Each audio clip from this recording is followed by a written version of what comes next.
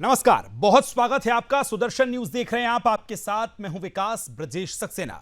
रूस यूक्रेन जंग की शुरुआत के 2.5 साल के बाद प्रधानमंत्री मोदी यूक्रेन की राजधानी कीव पहुंच गए हैं। वे पोलैंड से गुरुवार रात रवाना हुए थे और 10 घंटे की ट्रेन यात्रा करने के बाद यूक्रेन वो पहुंच गए हैं। मोदी भारतीय समुदाय के समय के अगर मुताबिक बात की जाए तो 10 बजे कीव पहुंचे हैं और यूक्रेन की राजधानी कीव में 7 घंटे वो बिताने वाले हैं। यूक्रेन के दौरे पर जाने वाले पीएम मोदी पहले भारतीय प्रधानमंत्री बने।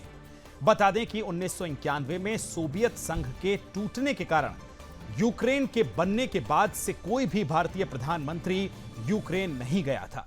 पीएम मोदी का यह दौरा खास इसलिए भी है क्योंकि 24 फरवरी 2022 को जब रूस ने यूक्रेन पर हमला किया था, तब से नाटो देशों के अलावा किसी अन्य देश के नेता ने यूक्रेन का दौरा नहीं किया है।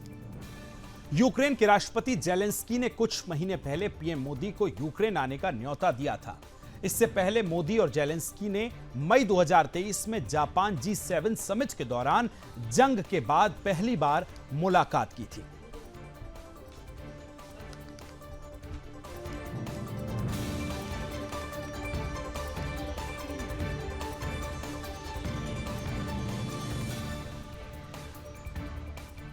तो मोदी की यूक्रेन यात्रा पर दुनिया की नजर है। आपको बता दें कि रेल से फोर्स 1 से यूक्रेन प्रधानमंत्री पहुंचे हैं। पोलैंड से रेल यात्रा के जरिए पहुंचे कीव में जेलेंस्की और मोदी की मुलाकात होने वाली है, जिस पर दुनिया भर की नजरें टिकी हुई हैं। भारत यूक्रेन में कई अहम रक्षा समझौतों पर भी डील हो सकती है। आपको बता दें कि जेलेंस्की ने 4 साल में मोदी की चौथी ये मुलाकात उनसे होने जा रही है। यूक्रेन के साथ 30 साल पुराना राजनयिक रिश्ता भी है और ऐसे में प्रधानमंत्री का यह दौरा है। भारत के पास यूक्रेन में बने 105 AN-32 विमान भी हैं। लिहाजा 2009 में AN-32 विमानों को अपग्रेड पर समझौता भी हो सकता है। यूक्रेन से युद्धपोतों के लिए गैस टरबाइन जो हैं उसकी सप्लाई भी हो सकती है। यूक्रेन की कंपनी के साथ गैस टरबाइन बनाने की सहमति भी इस पूरे कार्यक्रम में बन सकती है। रूस से खरीदे विमानों में यूक्रेनी इंजन का इस्तेमाल किया गया है। तो देखिए, मुलाकातों का सिलसिला लगातार जारी है। भारतीय मूल के लोगों से प्रधानमंत्री नरेंद्र मोदी मुलाकात कर रहे हैं। तस्वीरें आपको दिखा रहे हैं। ये वो लोग हैं जो भारतीय मूल के हैं और इंतजार कर रहे थे कि प्रधानमंत्री कब यूक्रेन और कीव पहुंचेंगे। लंबे समय से वहां पर लोग मौजूद थे प्रधानमंत्री के इंतजार में, और जैसे ही प्रधानमंत्री पहुंचे तो तस्वीरें आपको सीधी दिखा रहे हैं। हाथों में भारत का तिरंगा है, लहराते हुए स्वागत कर रहे हैं भारत के प्रधानमंत्री नरेंद्र मोदी का।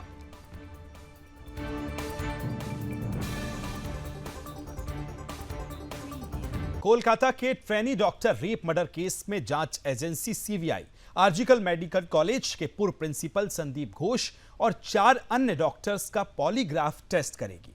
यह टेस्ट 8 अगस्त को अस्पताल में एक पीजी ट्रेनिंग कर रही डॉक्टर के दुष्कर्म और हत्या के मामले में किया जाएगा।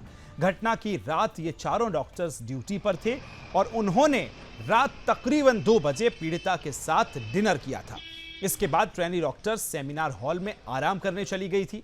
अगले दिन यहीं पर उसका शव खून से लथपथ मिला था।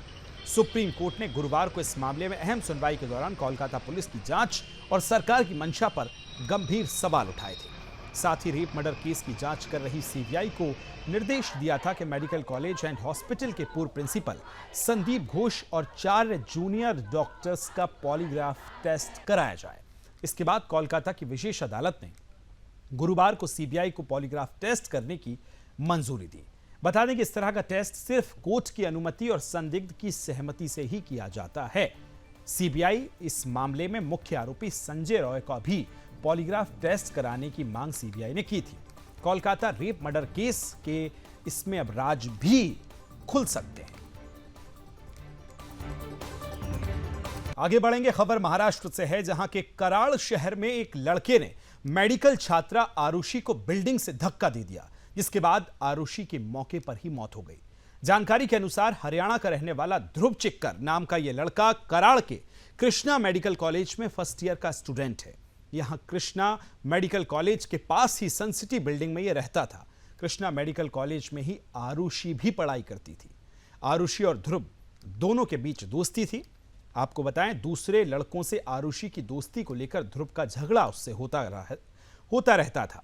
ये भी आपको बताएं, आरोपी ध्रुव ने आरुषि को अपने फ्लैट पर बुलाया, जहां दोनों के बीच तीखी बहस हुई और इसी बीच ध्रुव ने आरुषि को दूसरी मंजिल से धक्का दे दिया। नीचे गिरते ही आरुषि की मौके पर ही मौत हो गई। घटना के बारे में सूचना मिलने के बाद पुलिस मौके पर पहुंची और जायजा लिया है। पुलिस ने शव को कब्जे में लेकर जांच शुरू कर दी है। आपको यह भी बता दें कि आज इस घटना को लगभग 22 से 23 दिन बीत गए हैं और कॉलेज प्रशासन ने अब तक कोई कार्रवाई नहीं की है। आरोपी ध्रुव को कोर्ट ने एग्जाम देने पर रोक लगाई थी, जिसे अब हटा दिया गया है। वहीं पीड़ित परिवार है कि अभी भी न्याय की आस में बैठा है।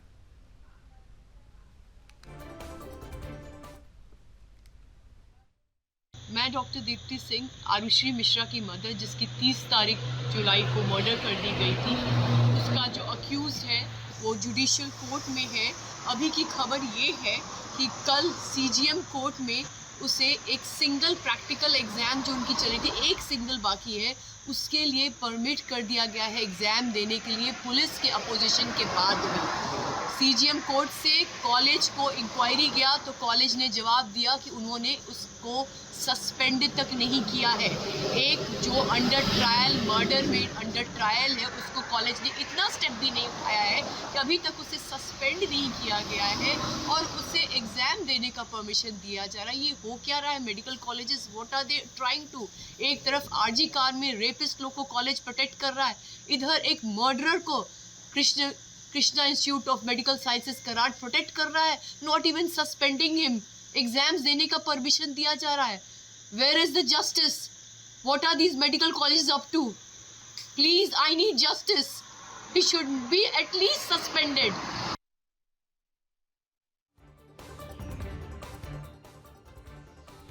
तो देखिए किस तरह से कॉलेज प्रशासन, हालांकि अभी तक सवाल खड़े हो रहे हैं कि क्यों उसे पेपर देने से रोका गया है। डॉक्टर दीप्ति हमारे साथ जुड़ गई हैं, पीड़ित की मां हैं। आपसे ही जानना चाहूंगा सबसे पहले कि जिस तरह से आप अभी जिक्र कर रही थी कि 22 से 23 दिन इस पूरी घटना को बीत चुके हैं और जो प्रतिबंध लगाए गए थे अब वो भी हटा दिए गए हैं बजाय कार्रवाई करने के।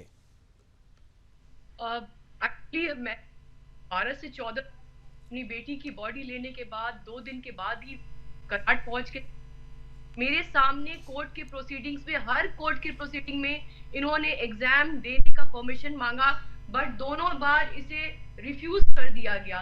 जब हम वापस चले आए 20 तारीख को, मुझे सडनली ये शॉकिंग न्यूज आया कि कोर्ट ने परमिशन दे दिया है।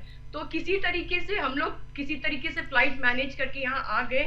यहाँ आने पे पता चला कि दैट सेम कोर्ट जिसने उसे रिफ्यूज किया था, उसी कोर्ट ने उसे लास्ट एक प्रैक्टिकल एग्जाम देने की परमिशन दी है, जबकि ये एग्जाम देने से उसके एकेडमिक्स में कोई फर्क नहीं पड़ता। He has already not given rest of the exams. एक प्रैक्टिकल देने का कोई मतलब नहीं है। इसका मनसा इतना ही है कि वो एग्जाम देने जाएगा, वहां लड़कियां हैं, 17-18 साल की लड़कियां एकदम सहमी हुई है, मेरे से बात तक नहीं करनी आती थी, इतनी डरी हुई थी। ऑब्वियसली हम लोग बड़े होके डरते हैं, बच्चे को कोई जेल से आया एग्जाम देने, मर्डर बहुत बड़ी बात है। इसका मनसा सिर्फ इतना ही है कि वो और भी जो एविडेंसेस हैं, अभी प्रोसीडिंग्स चल रही है, पुलिस इंस्पेक्टर चल रहा है, अभी भी बहुत सारे अभी कॉलेज से भी आ रहे हैं एविडेंसेस, सबको सहमत, सब पीछे चले जाएंगे वंस वो कॉलेज जाएगा। तो उसका मनसा इतना ही, क्योंकि एक प्रैक्टिकल एग्जाम से उसको कोई फर्क नहीं पड़ने वाला है उसके एकेडमिक्स में। डॉक्टर दीप्ति जरा ये भी बताइए, ये जो ध्रुव है आरोपी जिस पर आप तमाम तरह की बातें कर रही हैं, कौन है, इसकी हिस्ट्री क्या है, किस तरह से ये बहस हुई है उसके फ्लैट पर, फिर धक्का दिया गया है, क्या था पूरा मामला, बताइए। There is no eye witness, कोई कुछ बताया नहीं है, पुलिस इन्वेस्टिगेशन कर रही है, बट जो हमें मालूम, हम भी तो 24 घंटे के बाद वहां पहुंचे हैं, जैसा जो पुलिस बता रही है वही सुन रहे हैं। जैसा बताया गया है इस कपल दोनों के बीच में किसी बात को लेके झगड़ा हुआ और उसी में उसने पुश कर दिया उसे, क्योंकि जो भी सर्कमस्टेंशियल एविडेंसेस आई हैं वो टोटली पुश करने की है। मेरी डॉटर के सिर पे सिर्फ चोट लगा हुआ था और पूरे बॉडी एक लॉन्ग बोन्स तक फ्रैक्चर नहीं था, which is very obvious back head पे, वो तो पुश ही करने से हो। और पुलिस फर्दर, बट हमें सारा इन्वेस्टिगेशंस के डिटेल्स नहीं बताए जाते जब तक चार्जशीट नहीं होगा। बट पुलिस बिल्कुल हमें दे रही है आश्वासन कि ये 90% मर्डर है, हम लोग प्रूव कर चुके हैं। अभी तक तो ये डॉक्टर दीप्ति, एक चीज और बताइए, इस पूरे केस पर तो हम जाएंगे ही, आज 22-23 दिन हो गए इन्वेस्टिगेशन में, अब तक क्या हुआ वो भी आपसे जानूंगा, लेकिन किस तरह से ये पूरा केस हुआ उससे पहले क्या आपको कभी ऐसा लगा कि जो आपकी बेटी है उसके साथ इस तरह की जो उसके रिलेशन में था वो लड़ाई कर रहा है या बहस कभी हुई हो पहले, कुछ ऐसा मामला पहले सामने आया था? हाँ बिल्कुल, मैंने एफआईआर जी। थोड़ा तो एक मेल ईगो वाला था, क्योंकि मेरी डॉटर बहुत अच्छी थी एकेडमिक्स में और उसकी एकेडमिक्स इसके, तो बीच में मेल ईगो बहुत आता था। वो अक्सर मुझे बताती थी, लेकिन फिर वही बात थी कि सर पे एग्जाम्स था तो वो कहती थी चलो एग्जाम्स के बाद हम लोग ये सब सेटल कर लेंगे। वो उसे फिजिकली ही अब्यूज करता था, थोड़ा सा अब्यूजमेंट भी शुरू हो गया था। मैंने उससे जो ट्यूसडे को ही हुआ है, उसका संडे को वो घर से गई है, जाने से पहले मैंने बोला था मैं उसके पेरेंट्स से बात करती हूँ, बट फिर उसने यही बोला मम्मी फिर मुझे वो तंग करेगा, सर पे एग्जाम्स है, सेटल होने को एग्जाम्स खत्म होता है देन विल टॉक। मुझे नहीं मालूम था कि इतनी सी बात मिले कि ये 30 तारीख को ऐसा हो जाएगा, आई डिडंट नो। दीप्ति जी, एक चीज और मैं जानना चाहूंगा, आपने कहा कि आपको कुछ दिन पहले से पता था कि वो अब्यूज कर रहा है, उसके बाद फिर ऐसी क्या मजबूरी थी कि उससे दूर नहीं किया? आप कह रही हैं कि आपने शिकायत भी की है, क्या आपने शिकायत की थी उसको भी जरा विस्तार से बताएं। अब्यूज इन द सेंस बच्चे आजकल जो लैंग्वेज यूज करते हैं ना, उस यूज करता था। कभी कभी जैसे क्लास में बैठे बैठे हाथ से झगड़ा झगड़ी जो होता है उस तरह का वो बताती थी, तो मैं तो उसको यही कहती थी कि अभी उससे दूर रहो, हम लोग इसको सेटल करें, क्योंकि वो खुद भी नहीं चाहती थी, पढ़ने वाली स्टूडेंट थी, चाहती थी कि एग्जाम नहीं डिस्टर्ब हो, तो नहीं चाह रही थी कि अभी बात कोई बहुत ये किया जो इतनी बड़ी बात है ये नहीं मालूम थी मुझे। जहां तक मालूम होता तो ऑब्वियसली मैं बहुत जो अभी इतना एक्शन ले रही हूँ मैं उस समय क्यों नहीं लेती। बात इतनी इस बात पे आपने कभी कोई एक्शन लिया? जो ये बातें उन्होंने आपको बताई इस पर कभी आपने कोई एक्शन लिया? बड़ी बात नहीं हुई थी, मुझे तो लगता है कि ये पूरी चीज के लिए बहुत सडनली आई है। मतलब ऐसा सिर्फ बच्चे जैसे छोटा मोटा होता है झगड़ा लड़ाई, उस टाइप पे कोई बहुत सीरियस उसने नहीं बताया था मुझे नहीं पता। जी, ये भी जानना चाहूंगा, जब आपने एफआईआर दर्ज कराई है, पूरा मामला सामने आया, उसके बाद 22-23 दिन हो गए मैम, जब एफआईआर होती है आमतौर पे प्रथम दृष्टया जो सामने आता है उसमें क्या कुछ अभी इन्वेस्टिगेशन में सामने आ पाया है? हमें एक्चुअली जो फैक्ट बात है हमें एक्चुअली बिल्कुल नहीं बताया जाता है खोल खोल के, हमें बस ये जरूर बताया जाता है कि एवरी एविडेंस इज जी फ्लडेड मर्डर और चीज खोल के पूरे चार्जशीट होने तक बता दिया जाएगा। जी, आपको क्या लगता है दीप्ति जी, किसकी कमी है, कौन लापरवाही बरत रहा है इस पूरे मामले में? अब फिलहाल तो देखिए पुलिस की मैं कम नहीं कह सकती, पुलिस तो कर रही है बिकॉज अब उन्हीं पे ट्रस्ट कर रहे हैं। अब अभी तो सबसे बड़ा चीज जो हुआ है वो कॉलेज का, मतलब इतना इनह्यूमन हुआ है कि कॉलेज ने, मुझे यहाँ आके पता चला वो लोग लिखित नो ऑब्जेक्शन दिए हैं कॉलेज ने टू गिव एग्जाम्स। ये इससे बड़ा इनह्यूमन, छोटे छोटे बातों पे लोग सस्पेंड होते हैं। ये लड़का वीट्स भी लेता था, वीट्स लेते हुए कॉलेज ने, अथॉरिटीज ने देखा, पेरेंट्स को बुलाया भी था, उसी वहीं पे सस्पेंड होना चाहिए था वो उसी समय, और उस समय तो नहीं। और अभी जब उसकी चल रही है, सारी प्रोसीडिंग्स चल रही है, तो उसे सस्पेंड तक नहीं किया और नो ऑब्जेक्शन दे एग्जाम देने के लिए। एक मर्डरर को एग्जाम देने के लिए बैठाने के लिए लोग ऑब्जेक्शन नहीं कर रहे हैं, ये तो सबसे ह्यूमन है।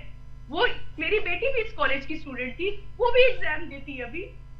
जी दीप्ति जी, मैं ये भी पूछना चाहूंगा, देखिए मैं समझ रहा हूं कि आप भावुक हो रही हैं, लेकिन जो कॉलेज प्रबंधन है उसने इस मामले पर क्या किया? आप जैसे कह रही हैं कि पहले भी कॉलेज में इस तरह की चीजें सामने आई हैं, तो क्या आरुषि के जो दोस्त रहे हों, कभी उनके तरफ से ऐसा कुछ पता चला हो कि कॉलेज में कभी ऐसी लड़ाई हुई है या किसी फैकल्टी को पता हो? अब कॉलेज प्रबंधन का इस पूरे मामले पर क्या कहना है मैडम?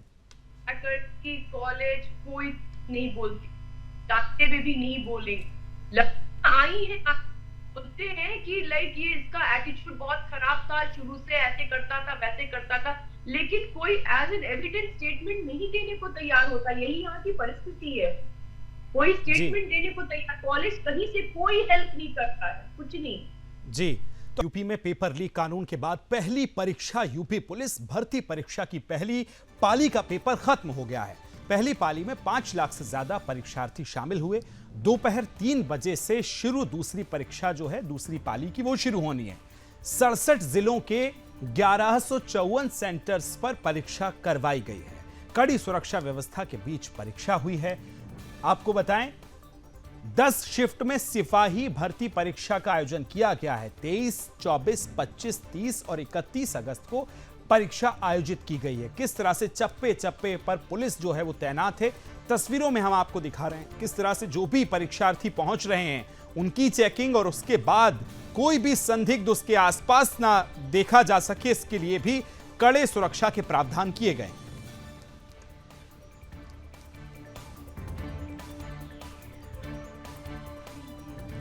67 जिलों में 1154 सेंटर्स पर परीक्षा संचालित की जा रही है। तस्वीरें आपको दिखा रहे हैं, स्कैन भी किया जा रहा है और सुरक्षा के कड़े इंतजाम। महिला पुलिस कर्मचारी और तमाम पुलिस के अधिकारी जो हैं, आला अधिकारी मॉनिटरिंग कर रहे हैं। 10 शिफ्ट में सिपाही भर्ती परीक्षा का आयोजन किया गया। 23, 24, 25, 30 और 31 अगस्त को परीक्षा आयोजित की गई है।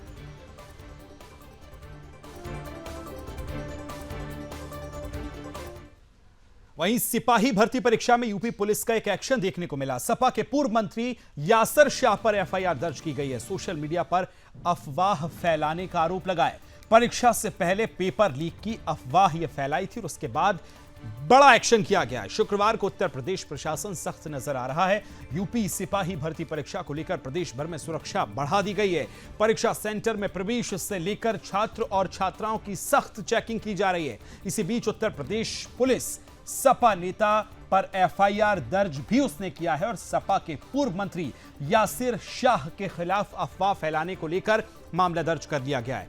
भर्ती बोर्ड का कहना है कि सोशल मीडिया प्लेटफॉर्म्स पर अफवाह फैलाई गई है, जिसके बाद यह पूरा एक्शन लिया गया है। और किस तरह से टेलीग्राम चैनल पर क्यूआर कोड के जरिए फर्जी प्रश्न पत्र के बदले मोटी रकम मांगी जा रही है। इस मामले में शोएब नबी सैफी, हरीश कुमार भगत, डिलाइट इंटरप्राइजेज, मनु कुमार श्रीवास्तव, कपिल जांगीर, सिद्धार्थ कुमार गुप्ता, यासिर शाह समेत 7 लोगों के नाम सामने आए। एफआईआर के मुताबिक यासिर शाह ने अपने एक्स अकाउंट से पेपर लीक का असत्य अपमानजनक पोस्ट किया। गौरतलब है कि सिपाही भर्ती परीक्षा 23, 24, 25, 30 और 31 अगस्त को कुल 10 शिफ्ट में आयोजित की गई है। नेपाल में बड़ा सड़क हादसा हुआ है। नेपाल जा रही यूपी की बस नदी में गिर गई। हादसे में 14 यात्रियों की मौत हो गई। मौके पर रेस्क्यू ऑपरेशन जारी है। हादसे के समय बस में 40 यात्री सवार थे। पोखरा से काठमांडू ये बस जा रही थी। तो ये बड़ी खबर आपको बता रहे हैं। नेपाल यूपी नंबर की ये बस जा रही थी काठमांडू के लिए, इसे सफर तय करना था, लेकिन इसी दौरान खाई में ये बस गिरी है। हादसे में 14 यात्रियों की मौत हुई है। मौके पर रेस्क्यू ऑपरेशन अभी भी जारी है। जो लोग अभी फंसे हुए हैं उनको निकालने का काम लगातार किया जा रहा है। वहीं आपको बताएं नेपाल में ये बड़ा सड़क हादसा हुआ है।